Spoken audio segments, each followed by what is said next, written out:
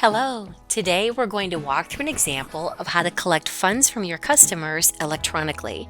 We'll begin from the home screen, and from the main menu you'll select ACH and batches.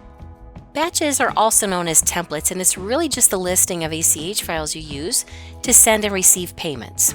These are the prior ones used, and in this case we're going to add a new template. For our example today, let's say that we own some residential rental properties. So our transaction type is going to be a collection, and we're going to use a code for consumers and select Next.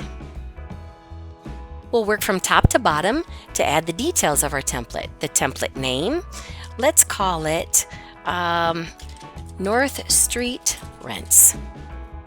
Company discretionary data can be left blank. Notice anything that has an asterisk is a required field. Company enter description will show on both the recipient's bank account along with the transaction, as well as on your bank account statement for your business. Entry description, let's keep it simple and just call it payment. If you own multiple entities, you'll select which entity you'd like to initiate the payment. And here's where we would select who we're going to collect the payment from. Notice it's blank, so we'll select Add Participants.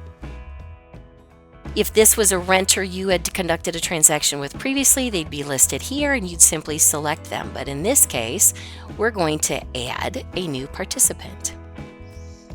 And let's say this is Anthony Green.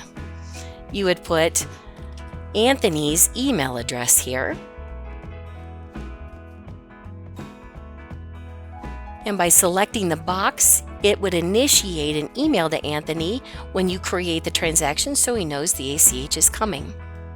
Nickname is a required field. You can put anything in that you like, but I recommend keeping it the same as the name.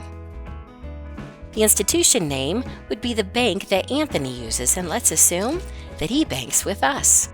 Once you select the bank name, it will pre-fill the routing number. The unique identifier is a required field. Now you can put anything in it that you'd like, but in this example I'm going to say he's in Unit 5. The account number is going to be the bank account number that Anthony uses for the transaction. You'll want to type that in twice to confirm it. You'll select which type of account Anthony uses. Status is a required field, and I recommend leaving that at active so that you can initiate transactions with Anthony anytime that you need. And we'll click Save from here. Notice Anthony is now in our list of participants. So we will select Anthony and go to Add Selected Participants. It's letting us know we've made changes, and if we don't save it, it'll be lost. So again, we'll work from top to bottom, checking the data that we entered. When we get to ACH from, you'll notice Anthony is now listed. Here's where we'll add how much we want to collect from Anthony. We'll also select which account number we want the deposit going into for your business.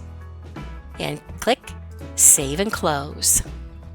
It then takes us back to our batches, and right there is our North Street Rents.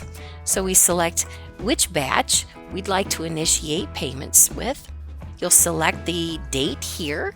Notice it defaults to the earliest date that you can create the transaction. I think that's a nice feature. You'll scroll to the bottom and simply click Initiate. And there's your confirmation at the top letting you know the North Street Rents has been initiated. That concludes our example of collecting electronic payments from your customers.